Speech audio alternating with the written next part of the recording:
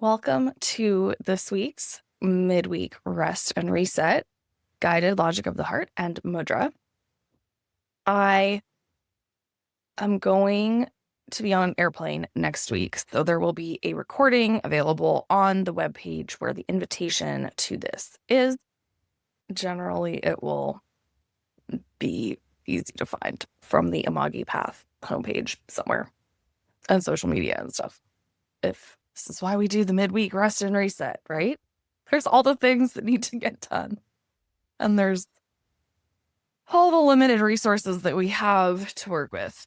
And that makes lots of thoughts and feelings and self-judgments and all of that show up. Which is why we do our midweek rest and reset, to just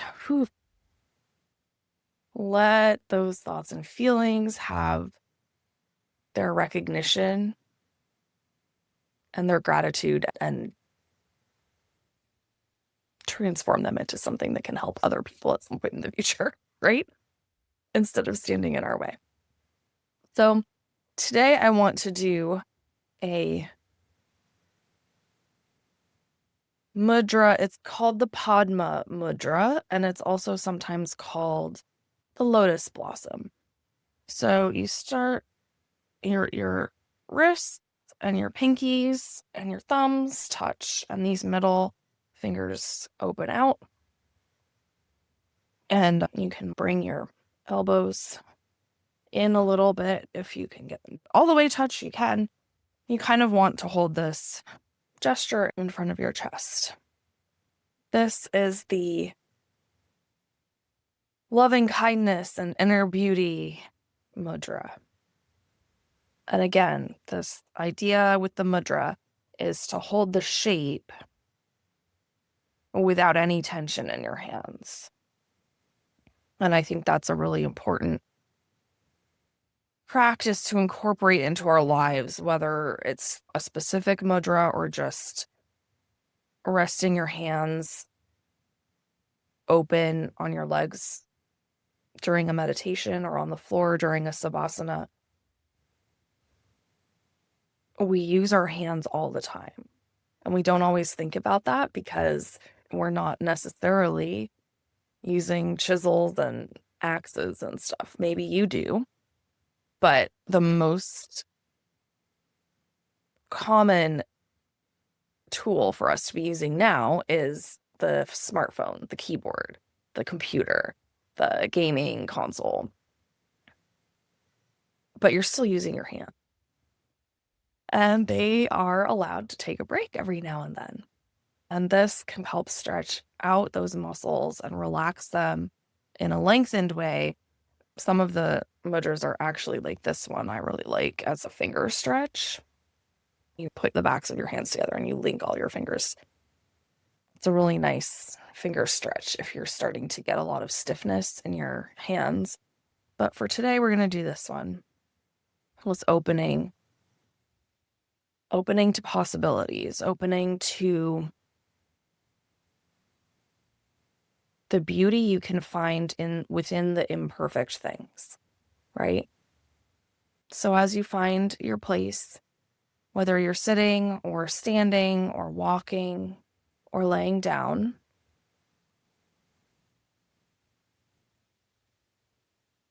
think about everything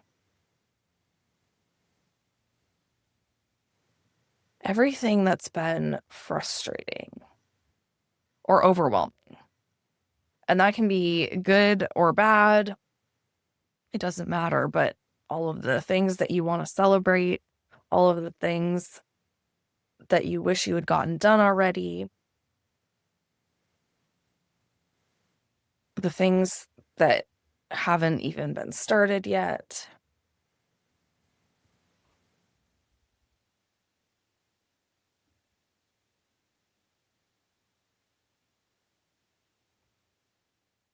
And settle in to a comfortable, supported place where you can focus really on all of what's happening in your life this week. what's happened already, what's going to happen next.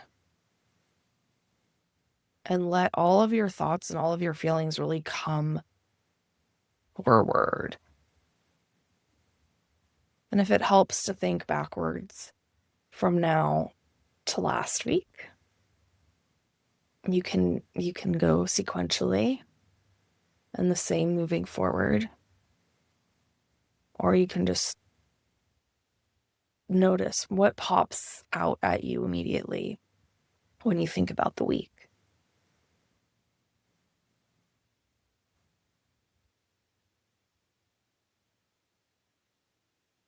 And breathe it all in.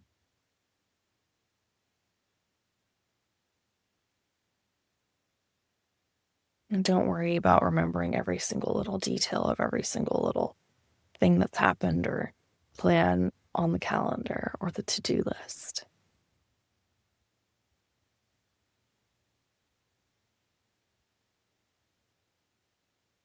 It's the overall impression that we're working with.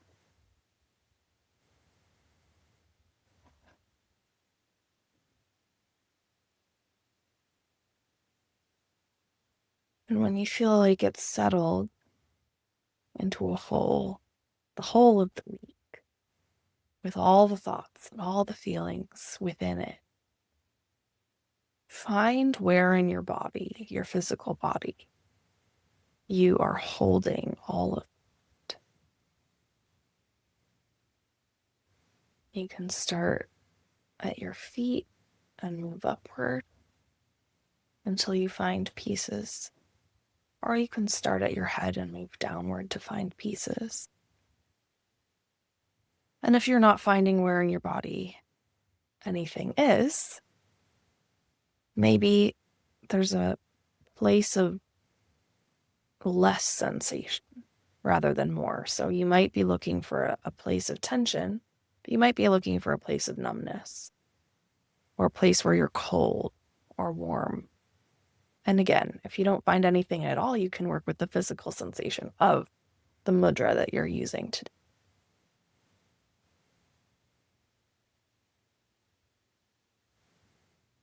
When you find where it is, start to just observe. Does it have a size? Does it have a shape?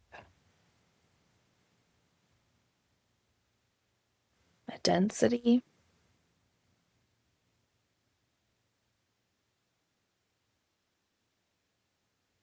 Maybe there's a texture or a temperature or movement.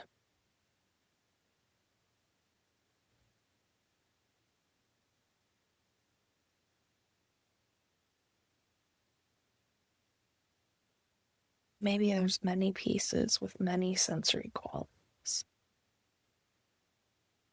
And just explore.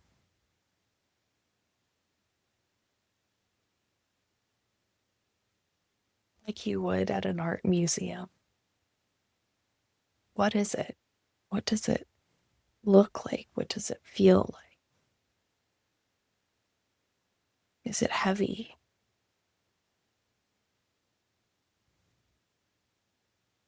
What is it made of?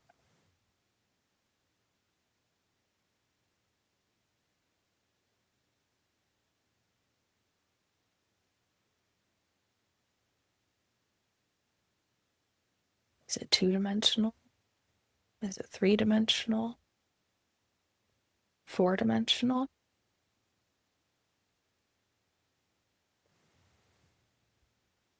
Maybe it's not one thing. Maybe it's a whole gallery.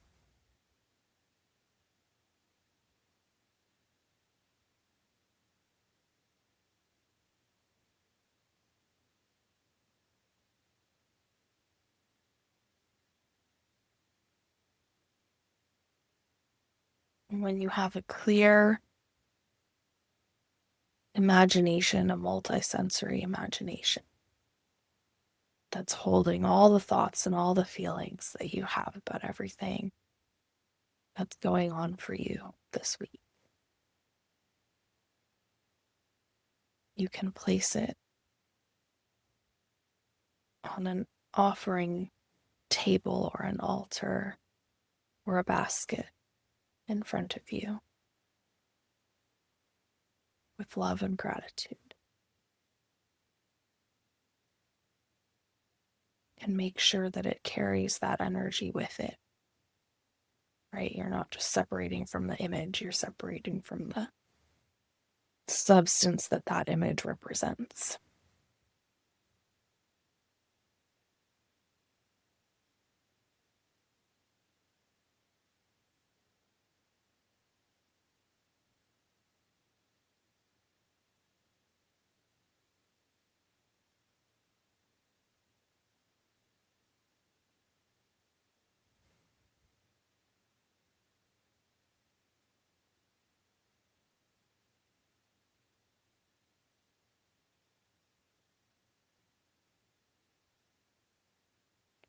And when that energy is fully separated, you might notice some space within you, and you return your focus to that space.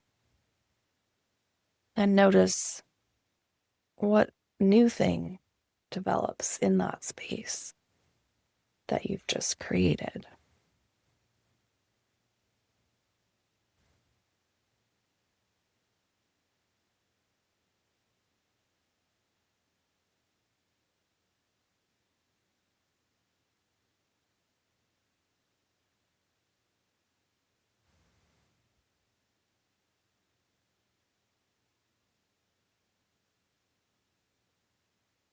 And again,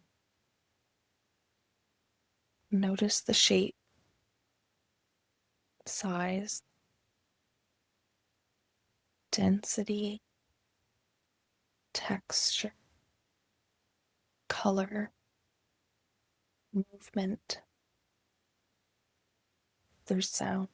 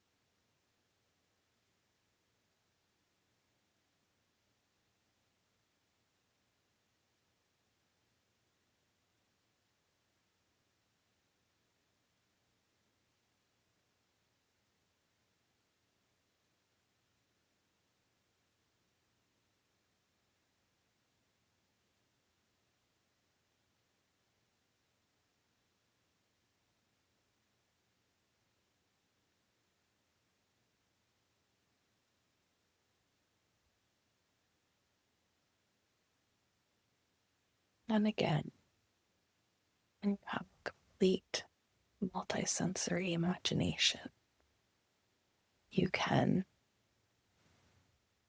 with love and gratitude, place the whole thing and all the energy it carries into the same basket or offering table or altar that you've been using.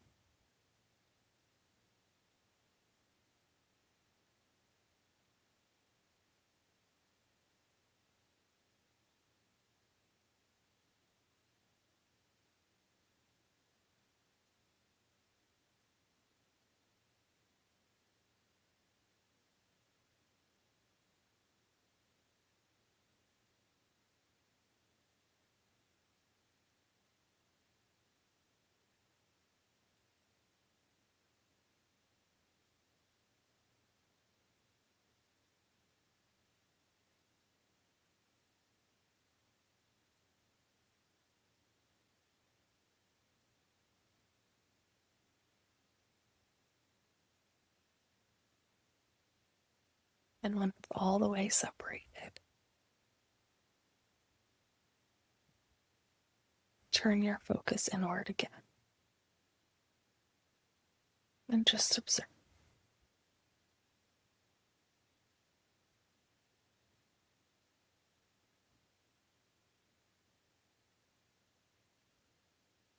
Observe the quiet and the spaciousness that you have within you as you wait for the next thing to show up.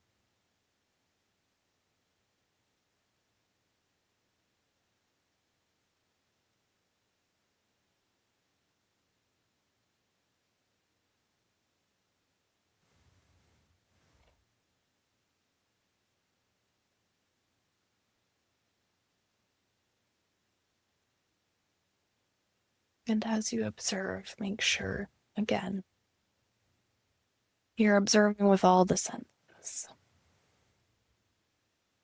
the shape, the size, it's one thing or many things, color, texture, density, movement, sound.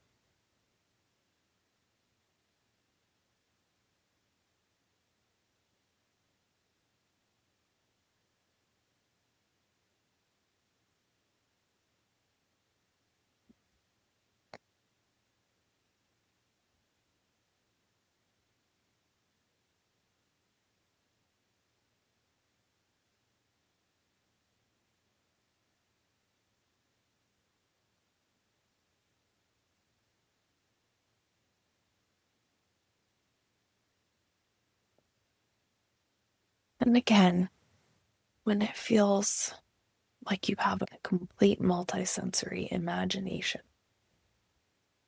you can put it in your offering spot with love and gratitude.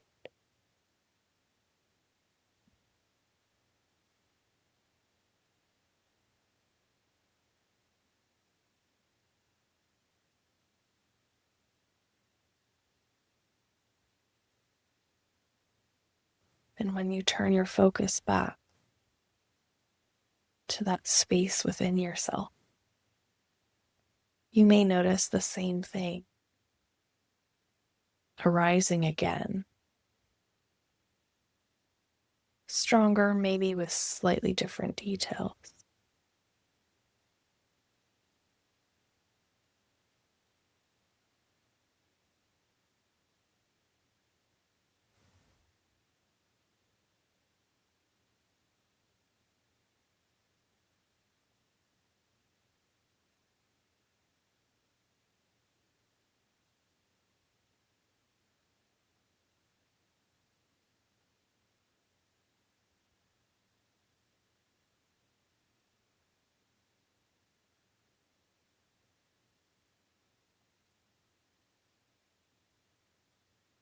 And if you need to relax your hands, bring them into Anjali Mudra, which is by your hands. Padma Mudra is deceptively challenging, huh? I am learning these mudras as I do this midweek meditation. I don't claim to know them with any depth at all yet. I was really only introduced to them a few months ago. So I'm enjoying exploring the different ones, just noticing what they're like.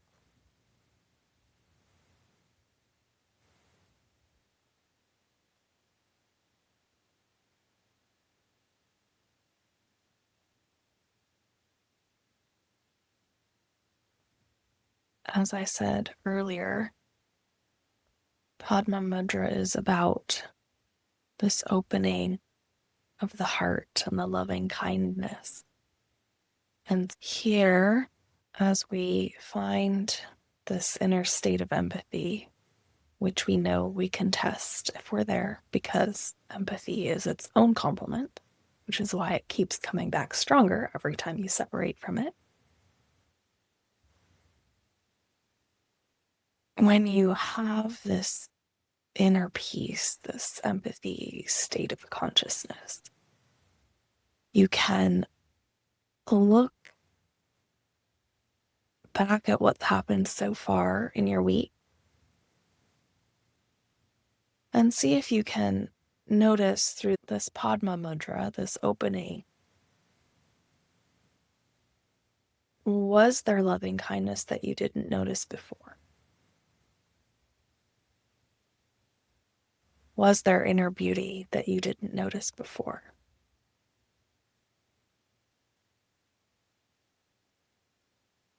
And for the tasks and the events and the meetings and the to-do lists that are planned for the rest of the week, can you look and see if you can carry this opening, this compassion, this inner peace, this empathy into those tasks that you have yet to do? And you can always come back to do Logic of the Heart again if you find yourself not in a state of inner peace. That's the beauty of Logic of the Heart, that you can do it over and over and over again. It's not a one time and then everything's perfect.